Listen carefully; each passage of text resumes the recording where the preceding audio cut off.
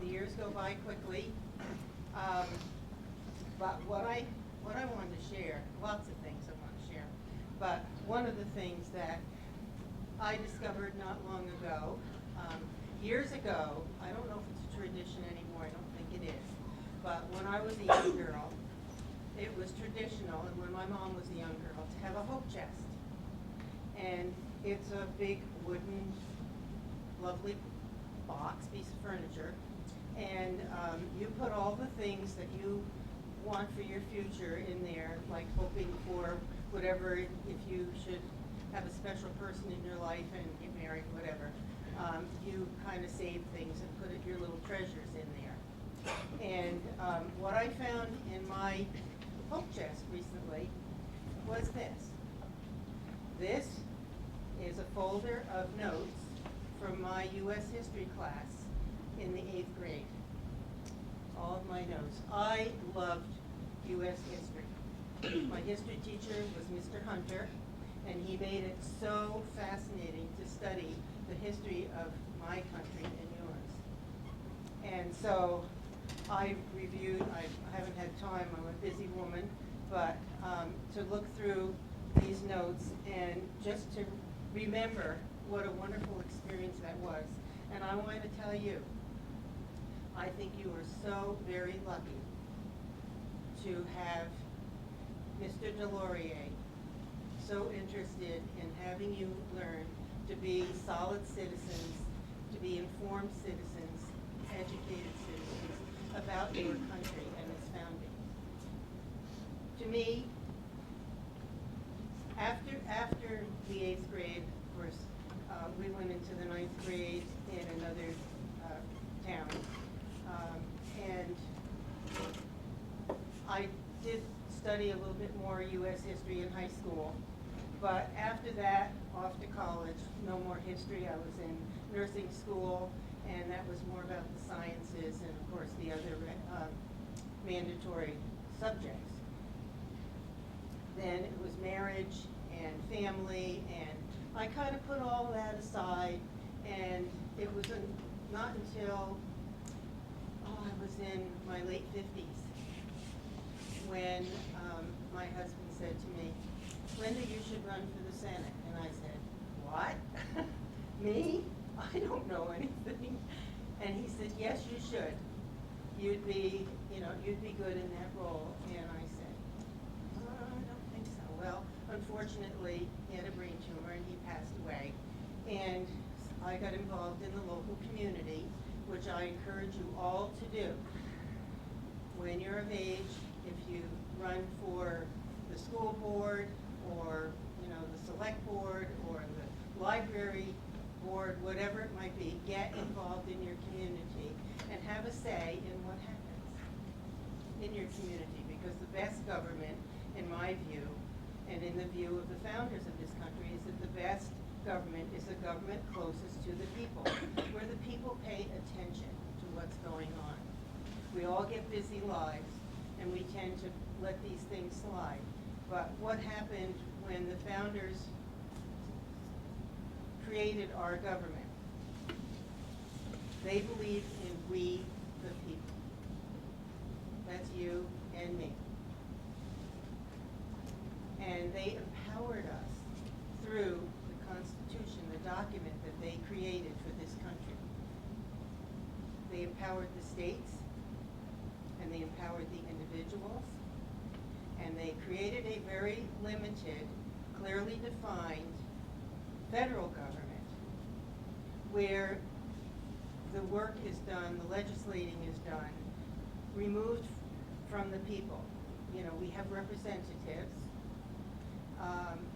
but we still need to be informed, educated, involved in our communities, and vigilant as United States citizens, watching what happens in our local government, what happens in state government, and what happens at the federal level. Because it's our job to hold them to what the Constitution says they're supposed to do. One thing as I was thinking about what I wanted to say to you today, I was thinking about something that I never really thought about but have learned in recent years. I'm not an expert on the Constitution, but I have been studying it in the last few years. And one of the things that I learned is the difference between a democracy and a republic. A pure democracy is ruled by the majority. So if you were to have, if there was an issue and you were all voting on that, then you take a vote and the majority wins. They have control over the minority, right? But where are the rules for what's going to happen with what you voted on? What are the guidelines that you can trust the majority with so that everybody gets represented? So that's a democracy is where the people have an election, they have a chance to vote, and the majority wins. It's ruled by men. A republic is when the people still vote, so it's a democracy, but in a republic you have the Constitution, which is the laws of the land, the supreme law of the land. So whoever wins has a form, a document, rules to go by that represent everybody, not just a majority that can go off and do whatever it wants because there aren't any guidelines. And that wouldn't serve everybody well. So that's the difference between the two. Rule by men versus rule by law. And the law, of course, is our Constitution, the supreme law of the land. Okay, now who knows what Liberty Day is? Well, I didn't know until yesterday. I found this little booklet in my basket of supplies, and it says Liberty Day, Vermont. And I said, what the heck is this? So I'm reading the first page. What is Liberty Day? Liberty Day is a nonpartisan, that means non-political, statewide celebration of the Declaration of Independence and the U.S. Constitution. Well, I'm familiar with Constitution Day. Do you know what date that is? I heard somebody. Well, that's Independence Day, okay? That's okay, you're thinking. Constitution Day is September 17th. And that's the day in 1787 when the founders of this country and the founders of the Constitution ultimately, there were, let me see, 12 states of the original colonies had representatives that came together and they voted on the Constitution that they had created on September 17th, 1787. Now, it wasn't until 2 years later, 1789, when the people of the colonies all voted to ratify the Constitution. But September 17th is called Constitution Day. And the organization that I co-founded with a friend of mine, American Conservative Women in Action, has a mission. And our mission is simply about the Constitution and the other founding documents that are so important to each one of us. And that is to preserve those documents for you and your children, for future generations. It's all about freedom and opportunity. Independence Day is July 4th, and that is the date when Thomas Jefferson's Declaration of Independence was signed. And that is the document that actually gave us our freedom from Great Britain. What happened initially, and you may have studied this, and maybe I'm just repeating this for you, but I think it bears repeating. The folks living years and years ago in the 1700s in Great Britain, England, partly England, were ruled by King George III. And King George III was called a tyrant. Now, if you know what a tyrant is, it's someone who's this is the way it's going to be. It's my way or the highway. You will abide by what I say. They had a Church of England. People didn't have freedom of religion. There was actually a government church. And these people rebelled that they didn't have freedom of religion. They felt that they were overtaxed.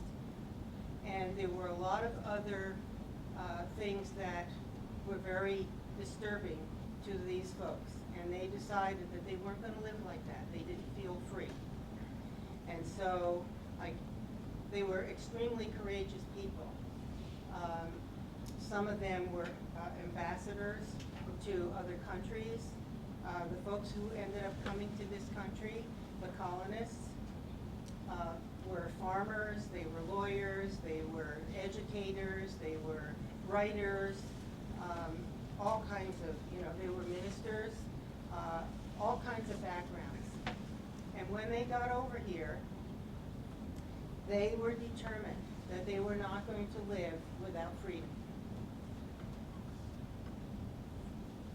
Big, big decision, and a major, major courageous effort to leave their homeland and to come to another foreign land because they wanted to be free.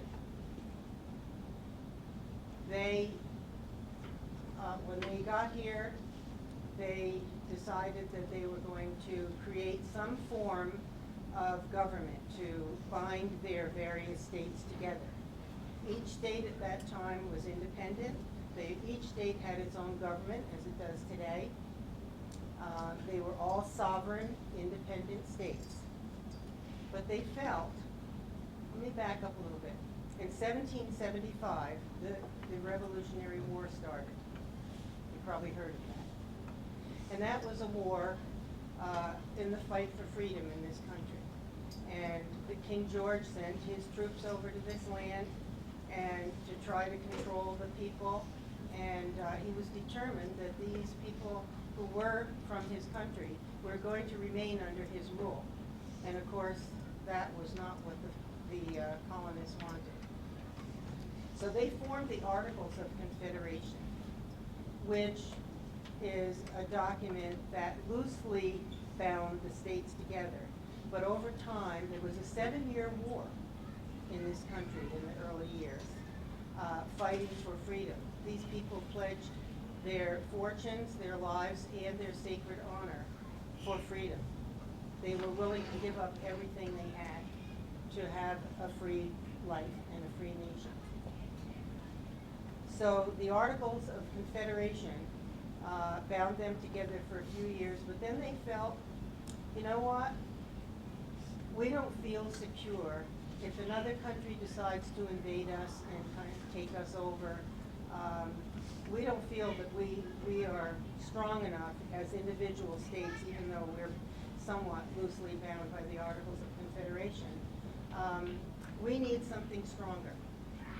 So representatives from each of the colonies got together and they held a constitutional convention, and that's when they created the Constitution of the United States. And the two primary reasons they did that at that time were, one, national security. They wanted to protect themselves in case there was an invasion and someone tried to take this little, newly formed nation, take charge of it. The other reason was commerce. Some of the states were trading with the East India Company. You may have heard of that. And there were some problems between the states and between the states and other nations regarding commerce, trade. So for those two main reasons, national security and commerce, they decided that they needed a stronger document to protect themselves. So they created the Constitution of the United States of America. And that's what I mentioned earlier. In 1787, they signed it. In 1789, the Constitution was ratified by all of the people of the states. And then in 1791, guess what state joined the others? Vermont. 1791, right. And we were the 14th state to join the colonies, to become a member of the United States. So, what else did I want to say here? Any questions so far? Okay, don't be shy. The Constitution. I would like to just, where did I put that? Here we go. By the way, I brought you each a pocket Constitution. And I'm going to ask you to please read it with your parents. Make sure you know what's in this document. You know why? Because your rights are listed here as an American citizen. What are the first 10 amendments to the United States Constitution? Good for you. The Bill of Rights. When there was a lot of discussion during the Constitutional Convention, there were a lot of arguments, heated discussions, and there wasn't always agreement on how things, you know, like it is, whether it's in a family or between friends or between, you know, our legislators. There's not always agreement. And James Madison and Thomas Jefferson. Thomas Jefferson actually, I believe, was in France. He was a diplomat to France. And he wrote to James Madison, one of our founders, and said, I'm concerned. We've created a constitution, but there's nothing in this constitution that protects or outlines the rights of the individual. And we are a nation of individuals. So that's where the first 10 amendments to the Constitution came into play, and that's called the Bill of Rights. And there's another document called the Federalist Papers. Actually, it's a book, 700-page volume, the Federalist Papers. And what that is, I admit I haven't read it. I know what it is. I have a shortened version of it because I don't have a lot of time. You'd think being a retired person I'd have a lot of time on my hands. No. I'm very, very involved in several things. So what I would urge is someday get a copy of the Federalist Papers. And the reason for that is the Federalist Papers are basically notes and letters that James Madison wrote in regard to all the discussions that occurred when they were deliberating and having their debates about what the Constitution should be. And so when people question aspects of the Constitution, if you go back to that volume, the Federalist Papers, you can get a pretty darn good, clear idea of what their intention was, because it's all outlined there, and he took notes on everything. In fact, he wrote the Constitution based on the laws of Virginia, because every state has their own laws, and apparently Virginia did a good job in their state, so they used a lot of what was in the Virginia law.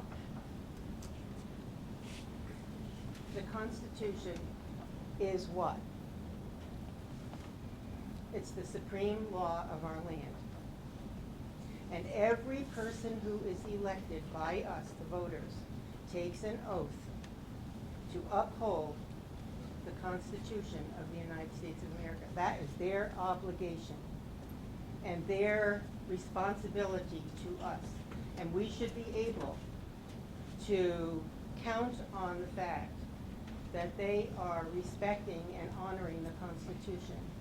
That is the supreme law of our land. Now, what are the contents of the Constitution?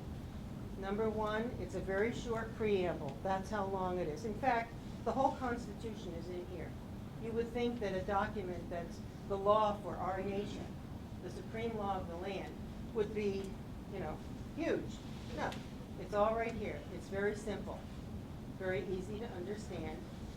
And it consists of a preamble, which says why they formed the Constitution in the first place.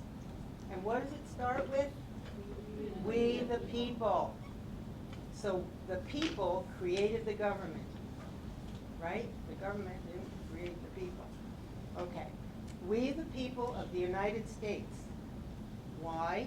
In order to form a more perfect union.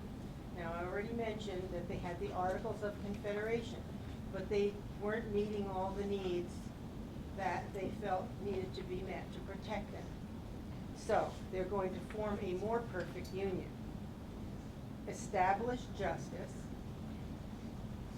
Ensure domestic tranquility. It means we're going to have peace at home.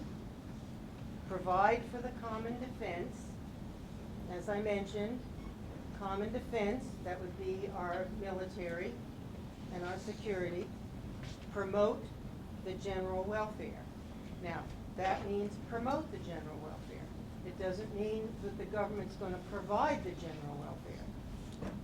All right? And to promote the general welfare, what does that mean? Government needs to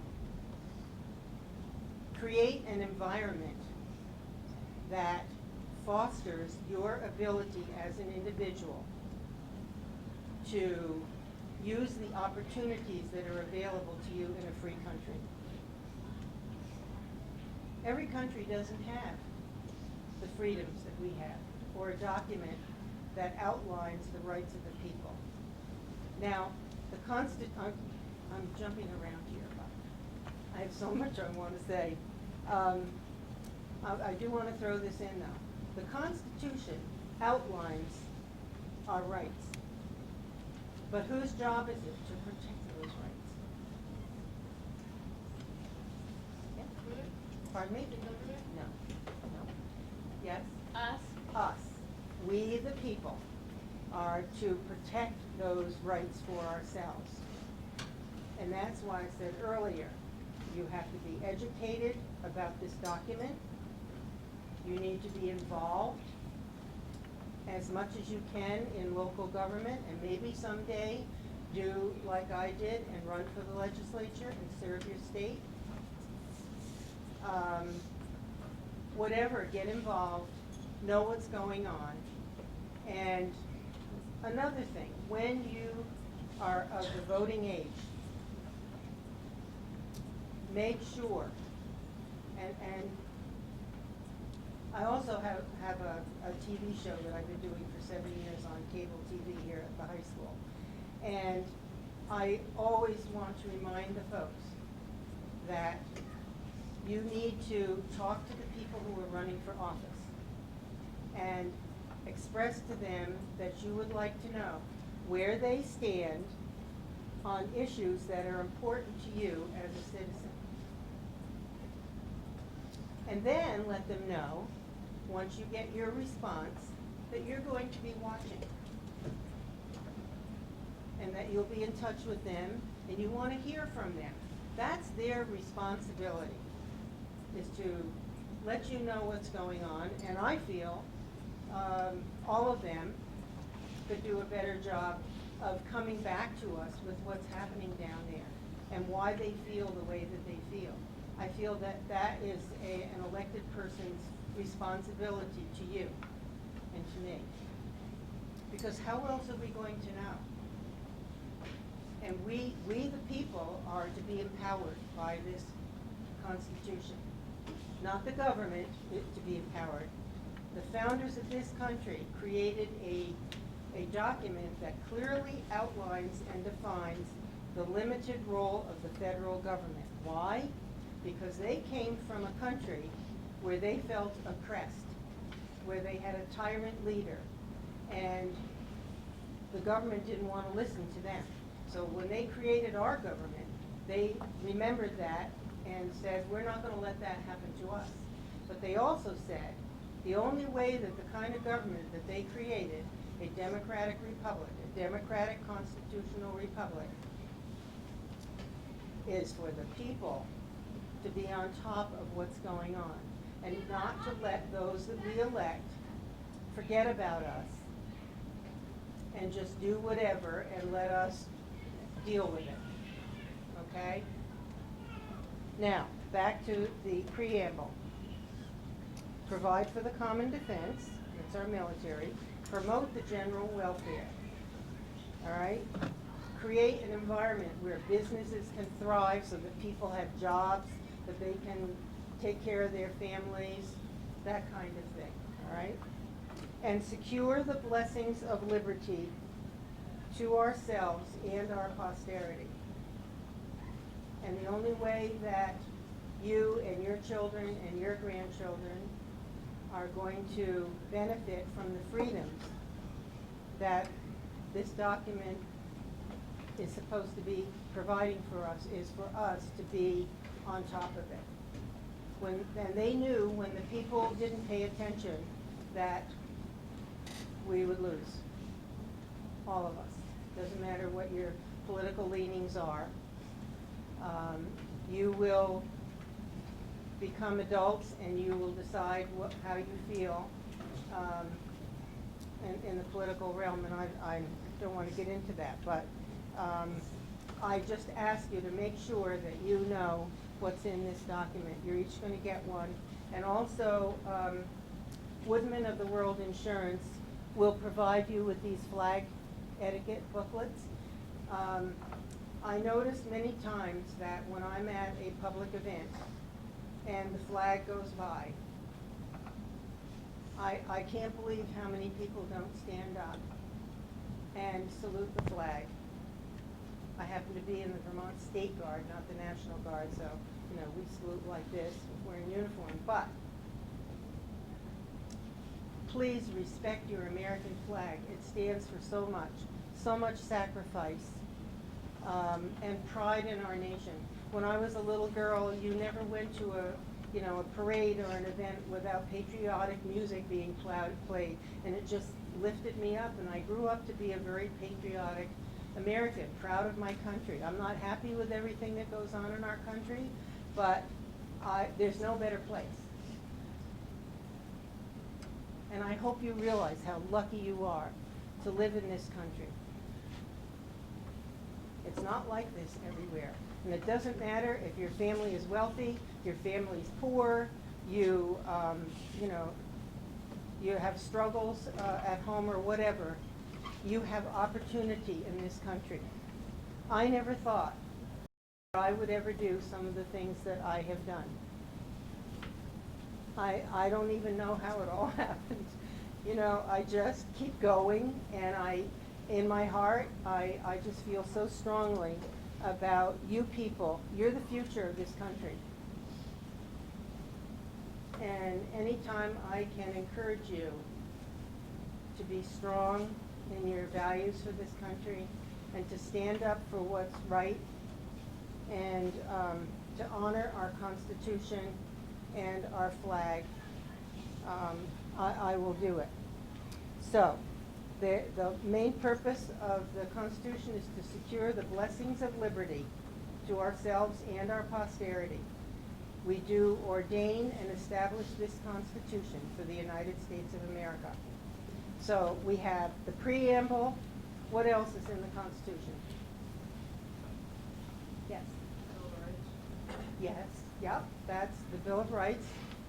The first 10 amendments, as I said, to the Constitution is the Bill of Rights, and that's, probably what those are, I hope. Yes? There's the legislative branch, the executive branch, and the Absolutely. Good for you. There are 7 articles. There's a preamble that I just read. There are 7 articles that define the 3 branches of government, how old you have to be to run for the legislature, for the Congress, or for the Senate and the House, and to run, to be President of the United States, what the role of the Congress is, there are certain, I think there are 18 defined duties of the federal government. I thought it was 16, I think it might be 18. Like I told you, I'm not a constitutional scholar. I'm a citizen like you, a citizen who cares a whole lot about my country and about your future. I'm about to be a great-grandmother in a couple of months, And I want that little girl to grow up in the free country that I had the privilege of growing up in. And the only way that's going to happen, I can't say it enough, is for you to know what your government's about, what your role and responsibilities are. It's not just a vote, which is critically important, but be an informed voter. Know what's going on. Know what you believe in, what your principles are, what you'll stand up for. And you know, it's not always easy to stand up for what you believe in, because there will be people who won't agree with you, maybe even demean you in some way. But if you're in your heart of hearts that you believe that there's something right, and you want to stand up for this Constitution or the flag of our country, I hope you will. Let me see, check my notes here. Oh, the preamble, 7 articles that define the layout of our government, and 27 amendments. The first 10 are the Bill of Rights, or is the Bill of Rights. The right to the First Amendment, anybody know? Speak up. Yeah? Religion, yeah. Freedom of the press. Freedom of assembly. Freedom to redress your government. If you don't like what government's doing, you have the right to go to the government and say this isn't right. You have the right to speak. In a lot of countries, you know, you can get your tongue cut off or be plunked in jail if you say anything against the government. That's not freedom. Of course, we don't want to go around, you know, being just all critical, which sometimes I can be. But I do it in a way to try to educate. Ms. Kirker, I'm going to we've got about 20 minutes left. And what I'd like to do is just because I think you're giving us some very valuable information, and we'll go through that. I would like to give the students a chance to impress you. Oh, I'd love it. And what I would like to do is, why don't we take one of the amendments? Because you have a certain point of view. Other people disagree with it. I respect the fact that you have your point of view, you listen. But I would, part of what we do in here is discuss and disagree. Yeah. And learn how to disagree with respect, which Yes. is what makes our country work. Yeah? So what I would like to do, if you don't mind, is have a discussion, let's say, let's do either, we can do freedom of speech, we can do, the right to bear arms is big right now. Mhm. So if we could have a discussion about that and let the kids discuss with you, I just think that might be something that everybody can benefit from. Sure. Which, I know what you want to do. What is it? Second Amendment, Why? to see how much it's changed from when they wrote it, from now today. Because back when they wrote it, the right to bear arms was basically a musket. But now, it's hard to define what a arm is, because no one really uses muskets anymore. Now it's upgraded to AK-47 and fully automatic weapons. That's sort of backfiring on us now. Would you like a response? Yeah. I think it's interesting that the founders said the right to bear arms, but they didn't define what the arms were. Okay? There are a lot of things that are different. Our society and our country has changed, the world has changed a great deal. I mean, when I was your age, I think we were just starting to get a television in our home. And look, today I have a smartphone, and I'm finding it a lot smarter than I am at times.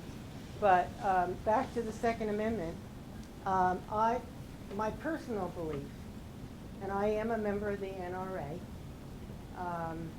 I do believe that there can come a time, well, I'm going to back up. I think you have a right to defend yourself. I mean, you don't want to just be a sitting duck. If someone breaks into your home, and you say, or even to have to, you know, today in Burlington, I think, and other places, they're trying to say, well, you have to have your gun locked up in a cabinet, all right, or in a gun safe. Well, you intrude my home, okay, and you're armed. And I say, wait a minute, I have to go and unlock my safe, just a minute, so I can protect myself. I don't think so. You know, you have to be prepared to protect your family and your home. And not everyone wants to have a gun in their home. And yes, I know there are risks. You know, there have been, not a lot, but some times when there has been an incident where someone got hold of a gun who shouldn't. And that can be dangerous. So, yes, the arms have changed. I'm not an expert on arms. My brother is, but he's not here. He's in Florida. And he would have an excellent answer for you. I know that there's a big push that people shouldn't be able to bear arms or to have arms in their home. And I don't know why that is. I don't know how people would be expected to protect themselves and their family if they chose, you know, if they chose to have a gun. The AK-47 or whatever, you know, what's the term they're using? Assault rifle. Assault weapons, rifle, yes, yeah. My brother says the people who are pushing this don't understand what an assault rifle is. It has to do with like how many shells you can, you know, you can do in succession, that kind of thing. I think there should be, again, you know what it comes down to, and we can't count on it, which is unfortunate, and that is that people will use common sense. Right? If you have a gun and you go to the hunter safety course and you're very careful, you never point it where you shouldn't, and you don't put the bullets into it when, you know, when it's not necessary, things like that, then that's a good thing. But there are people who are careless, and there's always room for, you know, a problem. However, on the other side, we're hearing today that we should have armed teachers. Okay, some people are pushing for that. We should have policemen in the school with a gun. How do you balance all that? You know, how do you balance it all out? I don't have the answer. Does someone else have a perspective on that? Yes. I feel that, like, no matter how many limitations you can put on something, no matter how many rules you put on something, even in school, there's all these rules, but people are going to break them anyway. That's the same thing for the whole country. Like, people are going to break rules whether they're there or not. So, people may want clarification on what arms are, but you can put clarification on there. People are still going to break the law. And it's, I mean, you can put as many clarifications on there to make people happy, but it's not really going to change anything. Well, hold on a second. That's a good point. Oftentimes, when you have limitations on access to guns, it's usually the people who are law-abiding who abide by those limitations. But if you have a criminal or someone who's somehow troubled and they're not thinking clearly, they don't care about the law or the rule. They're going to do what they want to do anyway. So you're right that laws are meant for all of us, but not all of us abide by them, and that's troubling, yes. But my question is why give them the option? Say there's no rule at all. That's going to restrict some people who care about rules and wants to stay within the guidelines of our country. It's going to block out some of gun crimes that will take place. So wouldn't you agree that by putting a law there, it's preventing some tragedy? No. Because there are always people who, like we just said, are going to have the gun. They'll get it one way or another if they want it, whether it's legal or not. And if they're a person who's going to do that, they could also be someone who's going to use it irresponsibly. While the law-abiding people who want to protect their families and their homes have that Second Amendment taken away from them. They don't have to if there's no law. They what? But they don't have to follow. They aren't law-abiding people if there's no law to follow. Well, there is, though, right? There is a law. But you're saying there shouldn't be? No, I'm saying I like the Second Amendment. Yes. Well, if we did, the law, if we sort of pushed it more, then we'd limit the amount of guns, and then if the people that are doing all the crimes with the guns, if they wouldn't have access to the guns, then the people who need to protect their homes wouldn't have to, because the bad guys wouldn't have weapons that they need to use. Unfortunately, the bad guys are going to find what they want in one way or another. It's just like people who want to commit crimes. Creating a law isn't going to stop them from committing a crime. Maybe they're using drugs. Maybe they're desperate. I mean, we could talk about that too. When I was in the legislature hearing testimony from young people who were hooked on marijuana and what their lives were like and how they got off of it. I mean, it really affected me. Okay. Well, if we took away the weapons if they couldn't find a way, if we just took the weapons they're using away and stopped producing them, then they couldn't find The government actually is trying to, there's a United Nations treaty that, what is it called? That would limit the import and export of guns into this country, because there is an international UN-focused goal to disarm the people of this country and other countries. And some countries, interestingly enough, have disarmed their people, and they have the highest crime rates in the world, because people know they can get away with anything. It's just like when schools are gun-free zones. Where have so many of these issues happened?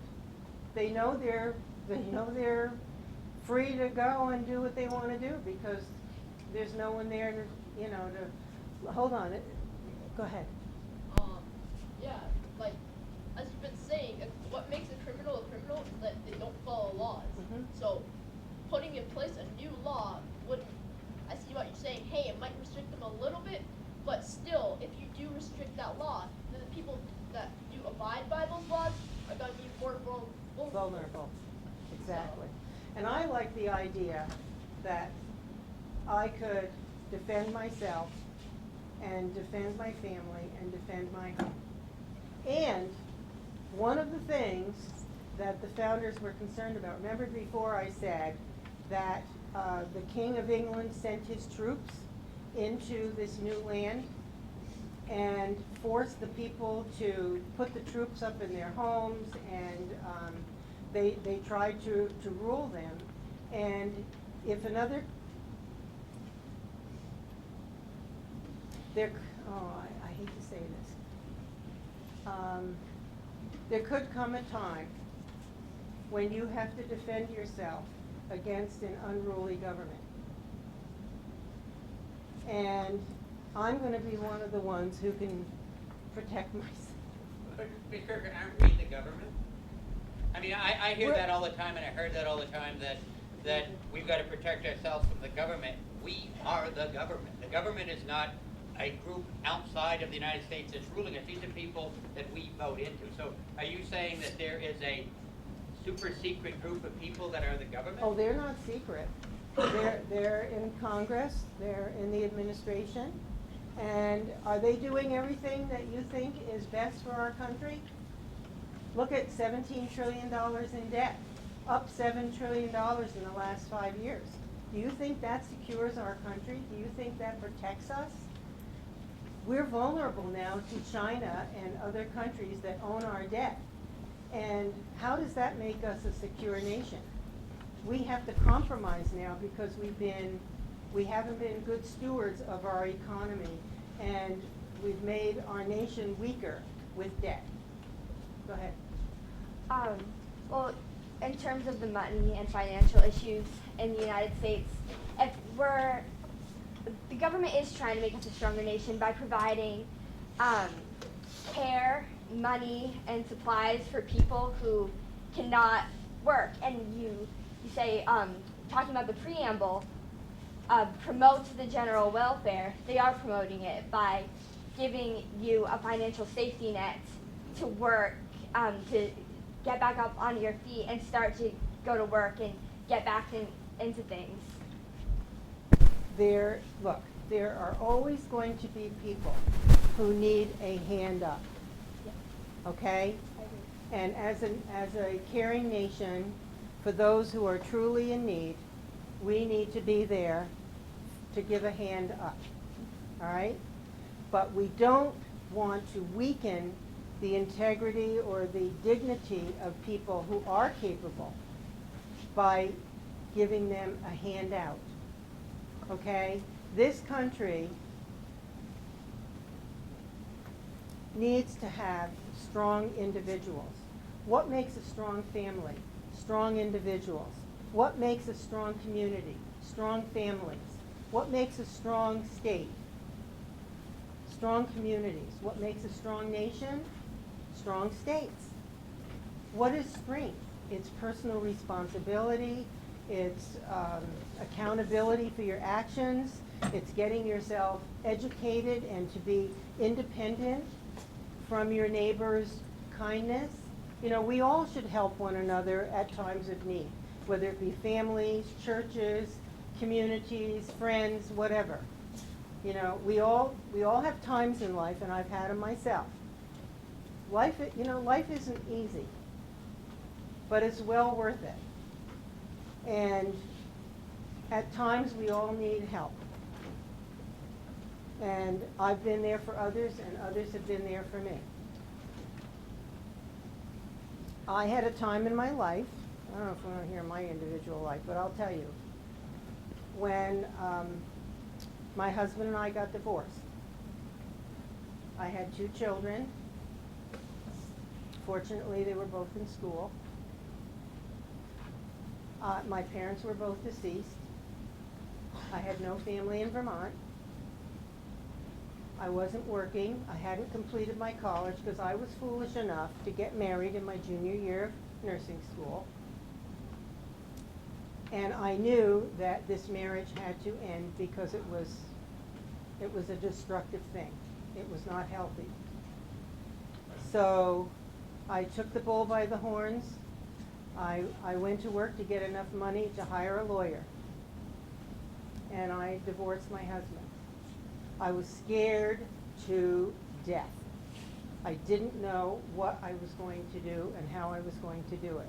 But I knew that if it was to be, it was up to me. And so I went to the bank. Fortunately, I was smart enough to get a credit card before my divorce, because in those days, and that was in the 70s, early 70s, the banks didn't like women to have credit cards. You know, you had to be the breadwinner of the family. So a lot of things have changed. But my story is that you have to believe in yourself. And I credit my mom, who died when I was 19, because she was tough. She was loving, but she was tough. And she taught me to be a responsible person, a hard worker. I have a very strong work ethic because I think work is a good 4-letter word. And it gets you where you need to be, or maybe where you want to be in life. It's a healthy thing. So I re-enrolled in nursing school. I applied for a scholarship for women who were divorced and had children and wanted to resume their nursing career or college. I won that. I took out a loan. I went to work 20 hours a week. I went part-time back to school to finish up and took care of my 2 children.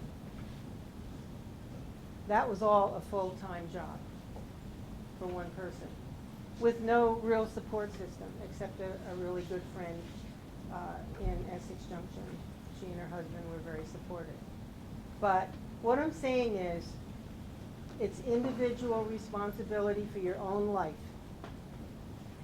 And it's believing in yourself. This is the land of freedom and opportunity. Don't let it go by. Decide what you believe in, what you want to be.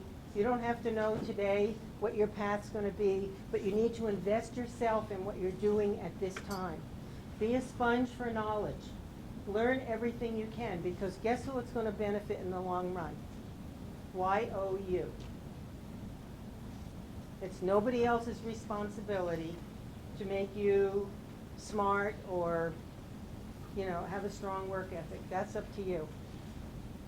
And it'll pay off in the end. I have a grandson who was very smart in high school. Very smart. He was good with money. He was a planner. He was very diligent and in school, and worked at the hospital. Vacation time, Christmas time, I'd say, "What do you mean you're working?" He says, "I get time and a half." So, he was diligent. And when he graduated, just before he graduated from high school, he said, "I don't think I want to go to college." And I said, "What? You're too smart not to go to college, Eric." I said, "Why?" "I don't want the debt." I said, "You go to college, you're smart, you work hard, the money that you will make in the long run, you will be able to pay off your college loans." So he decided he was going to go for 2 years. He went to VTC, which I think is an excellent school. He got his mechanical engineering degree. And lo and behold, didn't he decide he was going to go for 2 more years? And he became an electromechanical engineer. He's down in North Carolina working for a big German company with robotics and everything. They send him all over the country. First month on the job, they sent him out on his own, because you can tell he's reliable, dependable, hardworking, committed to the task. So that's another thing. I know I'm off topic here, but it all comes together. It's what you want to make of yourself and what you want to contribute to this great country. We need educated citizens. We need hardworking citizens. We need people who are going to create jobs for other people and produce goods and services for our country. People to go in the military, people to be educators and scientists and nurses and doctors and, artists, you name it. We need everything. And we got to rebuild this country with strong, dedicated, hardworking, patriotic young people like yourselves. You can do it. It's out there. There's so much in this world to see and to do. But you have to make the decision for yourself about what your life's going to be. Because I can't do it for you. All I can do is tell you my life story and say, believe in yourself and work hard so that you can be a good provider for yourself and or a family going forward, and a contributor to your community. And I hope some of you will run for office someday and have the integrity. People who wanted to make donations, and I made it clear that your donation is appreciated, but it's not a ticket to a certain vote on any issue. That I will vote in the way that I feel is best for the people who elected me and for this state. And that worked. I knew I wasn't going to have anybody tapping me on the shoulder saying, we gave you money, you need to vote this way. No way. You got to be strong, have integrity, stand up for what you believe in, and you will be, whether you run for office or not, you will be the kind of citizen that this state and country needs. I know I got way off the Constitution. I know I'm done. No, they just have to go, I just want to tell you that we can disagree politically, I think we do. I don't think anybody can disagree with your intent. And I would just tell you personally, you're a tremendously powerful speaker when you speak from the heart, and no one can disagree with Oh, you. thank you.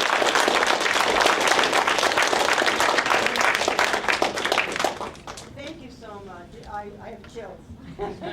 I'm one of those people who just, the chills just go through my whole body when I'm inspired. So I'm inspired by you. Go forth and work hard and do your best and be the best you can be. I want to present this to Mr. Delory, if I can open it. The other thing is that my name's always the one because I'm the one who talks all the time. But all the rest of my teachers who teach with me here are more powerful than me. They just let me talk. Well, I want to congratulate you, all of you, for helping to create really strong, patriotic young people, regardless of your politics. It doesn't matter if you're doing the right thing. I would like to present this to you. This comes from Woodmen of the World, Okay. and it is the 9/11 Flag of Honor. And Well, you can see that we are, our I very name see is Team that. USA, so we will hang this up in a place of honor. This has, oh my goodness. I wish I don't know, I don't have my camera. Here, let me get some kids come up, and I'm just gonna have to say everything without some kids. Yeah, just come up here, and, yeah. Yep, President, Vice President, come up, yep. You stay up there, Brennan, also, just because we're very kids. Got a great eye, thank you very much. But don't get in front of Ms. Kirker, I want her there also, yeah.